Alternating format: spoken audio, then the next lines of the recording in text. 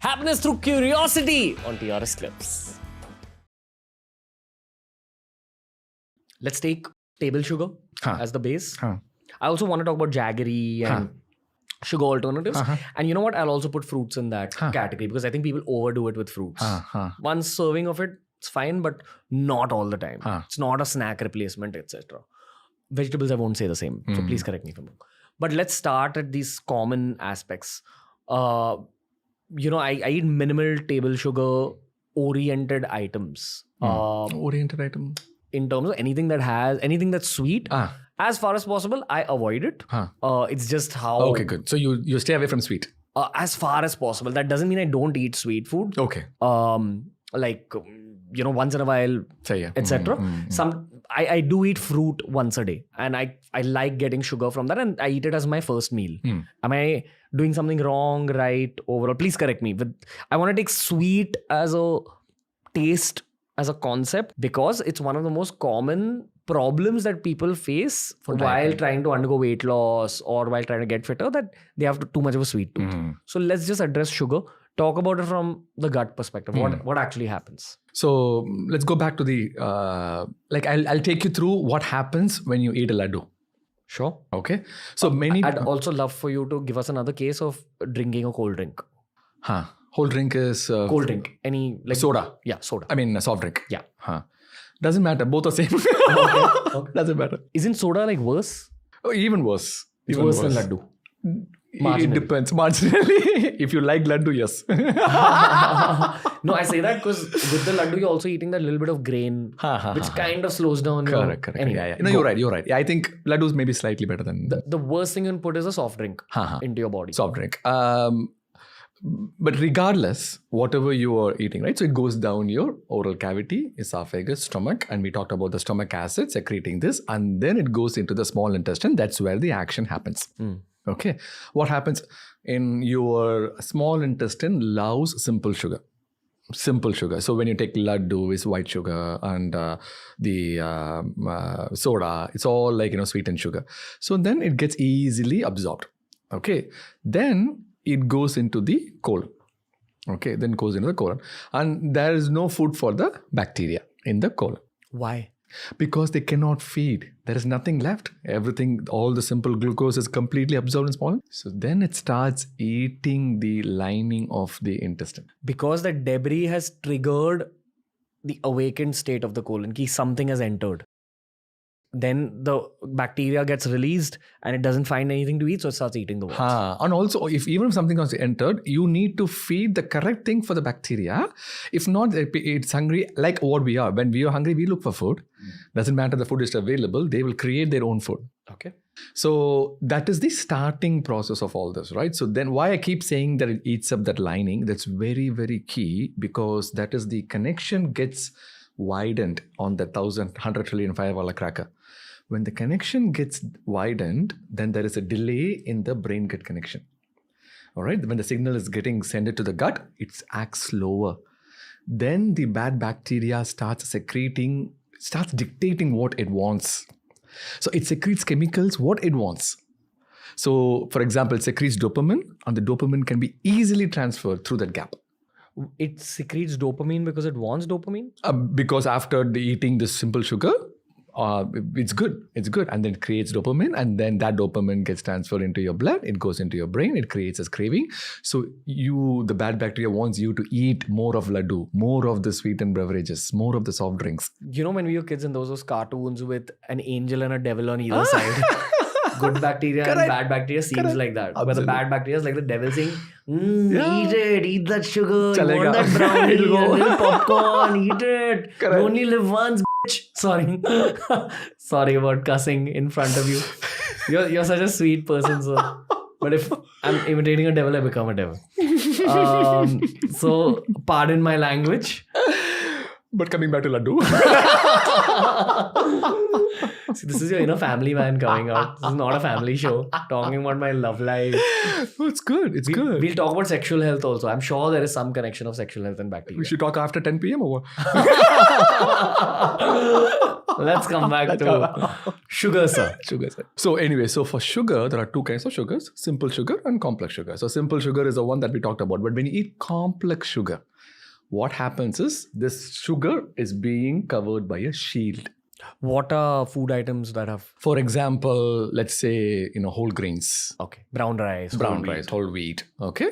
In Nachni, quinoa, ragi. Ragi. So it has a complex carbs. Right. And this complex carbs is being covered by the shield. So it goes into small intestine. That small intestine bacteria will not be able to digest at all because it has the genes to create an enzyme to degrade that shield.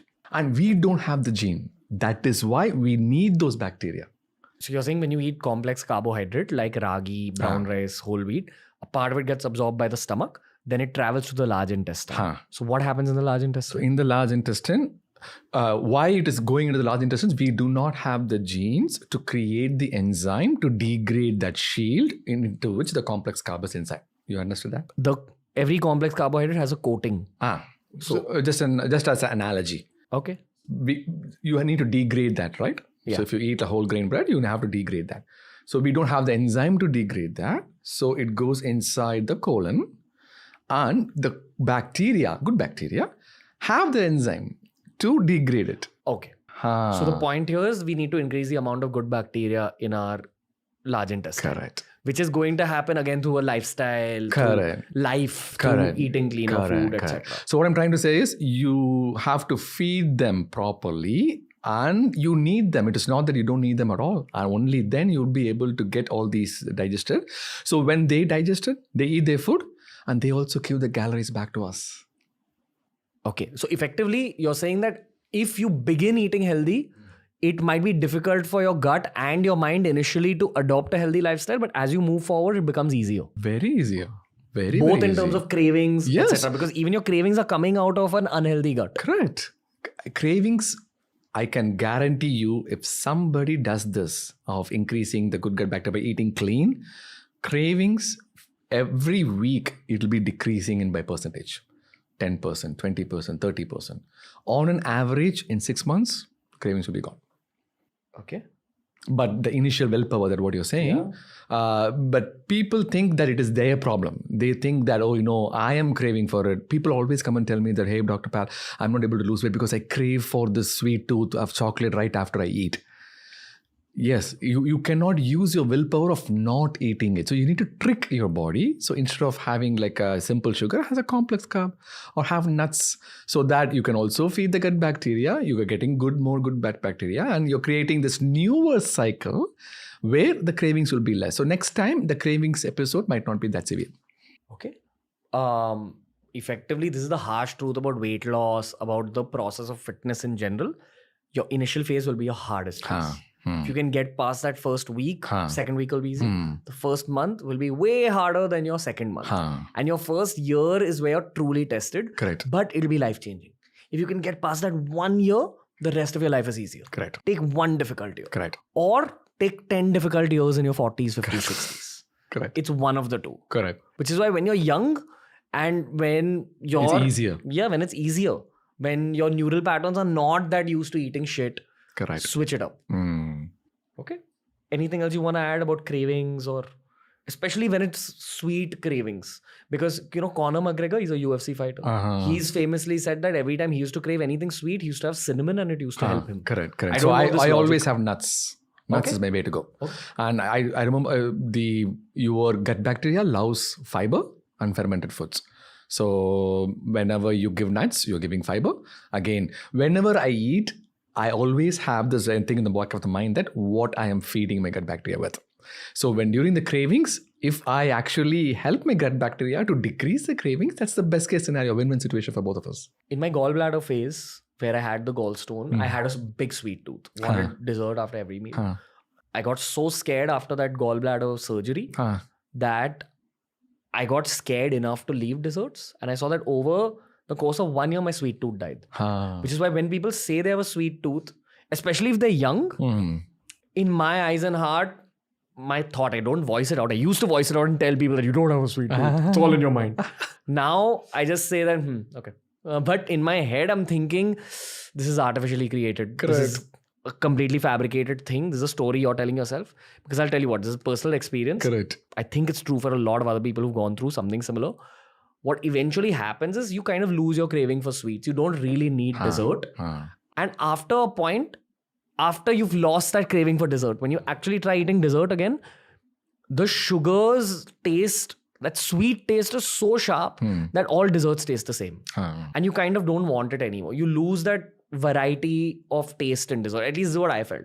Like sugar's taste became too sharp in my mouth. And I've seen how my palate has changed over the course of my life. Like things I used to like in terms of taste earlier, didn't like after a point. But it took some time. Yeah. So there is something neurologically going on with my gut. Correct. That's changing my taste preferences. Correct. So when people say they have a sweet tooth, it's actually an excuse to not chase fitness. Correct. Yeah. And initially, it's the solution to that is not to eat sweet. It's not that you cannot eat sweet at all. That's the problem. So people exercise a lot of willpower. Okay, no, I'm not going to eat this laddu. No, not at all. But that willpower will last only for a week or two. Okay. And then slowly you will come back and then say, oh, you know what, that's it, let's just eat right away. So willpower is like the battery charge on your phone. It dies down. So you need to keep charging and you need to use your willpower only for like specific things that you really matters. How do you increase willpower? So by making some masking situations. For example, okay, I know that I'm not going to eat this sugary thing right after my meal, but you mimic that with something else. Like, in my case, it can be nuts, or let's say that somebody is, let's say dairy milk. I'm not going to eat the whole thing. I'm going to eat half of it. And then 1/4 after, slowly. So you don't have to go through that much. Your willpower will last longer. So it's a small hack that you could do. I want to talk a little bit about sugary liquids only because they're that easy to consume. You're consuming this bomb of calories. You're not chewing anything. It's literally, for me, worse than any dessert. And I've noticed that anyone who struggles to lose weight almost always enjoys sugary liquids. Be it milkshake, be it juices, be it, your soft drinks. It's the worst enemy in the process of weight loss. And it's such a simple enemy to even keep. You just don't get it home. As simple. If you're craving that sugary liquid, don't have it. Drink water. Drink soda, put some salt in it. That's all. If you have to have something sweet, put a little stevia. Would you suggest stevia? Yes, plant-based non-calorie sweeteners. It's not as bad as the artificial sweeteners. Artificial sweeteners also harm gut health. Big time. 30-40% of the bacteria destroyed. I mean, in due course of time. That's why I always say that, sugar, diet soft drink is not a better way of, it's better just you drink the regular thing at all. At least from a gut health standpoint. I know calorie wise, it's less, right? But artificial sweetness, high fructose corn syrup and all these, sucralose, aspartame. Many people drink it because it is less calories. They will lose weight because calorie intake is less. But the gut bacteria repopulation is significantly affected. My practice, it's very easy, is if I don't know about consuming a particular sweet thing, I turn it around, I see the packaging. If it has sugar, I prefer that over it having aspartame, sucralose. Is sorbitol also in that category? No, I don't know. I think aspartame, sucralose is a very common thing. I believe sorbitol is could be. I don't know. Liquid sugar. I don't think it's an artificial sweetener as far as I know. I see. But if there's ever aspartame or sucralose, I just put that item down. Yeah. You want to say anything about it? So I slightly differ in a practical standpoint. Is that, see, in my weight loss journey, I wanted to see that drop in my weight. That was my motivating factor. I did so many things, it didn't work out at all. So then I said that this artificial sweetness, it didn't have any calories at all. So I started using them. Diet soft drinks. I know that it is bad, but in my busy lifestyle, I was not able to include anything else. Okay. So I said that, okay, I'll do this. And then what I did was I stopped eating late at night and I just, okay, I'll eat whatever I want as much as healthy possible, but within this, and I'll choose low calorie thing. And this one was one of the main thing. In 30 days, I started losing weight. And I was at cloud 9 when my 200 pounds, 220 pounds came down, 100 kilos came down to like 95. Then that was my motivating factor, right? So now I know, okay, this is going to work. I'm going to the next level. So then I started really thinking, okay, no artificial sweeteners. That's exactly what you said. I turned the back of the label and then say first 3 ingredients. If there is sugar, preferably not. Okay. And it's also the order of ingredient as well. So let's say the third one is sugar. It's okay. The first one is sugar, absolutely not. Because you know that it has been listed based on the amount of percentage in the body in that possible can. So, and in my research, what we have involved is it's very clear that aspartame, sucralose, and all these artificial sweeteners have change of bacterial population. We just don't know how it is going to affect down the road. It might not affect right away. That's the problem. The thing happens 10 years down the road. And that's why we need to inculcate good habits now so that it will reap us benefits in future. You need to do the boring stuff right now. That's effectively what it is. The more boring your life is, the healthier you'll be. Correct. It's like investment. Yeah. You know, lots of... Investment has to be boring. Yeah. Lots of health content creators get pissed off when I say that. But the truth is, the drier and more boring your food and life is, the healthier you'll be, the better you'll look. Absolutely. One of my common questions that I ask my YouTube channel is, what do you think about green tea? I say, green tea is good for you only if you go to the mountains and you climb and you pluck the green tea leaves by yourself. In terms of weight loss, you're saying? In terms of weight loss. So they think that green tea is one of the biggest remedy, right? Like all these fancy... Yes, green tea is good, but it has to go along with all the other things as well. I forgot the active molecule in green tea. Catechinins. Yeah. And I remember making a video very long back for Beer Biceps about green tea. My research told me that for those... What catechinins? For those to work, you need to have 23 cups of green tea in a day. Then they'll actually cause weight loss. Good luck with absorbing all that caffeine, all that diuretic. Correct. All these things are fads. Again, it boils down to the basics. Correct. So if you enjoyed this video, subscribe to TRS Clips for more.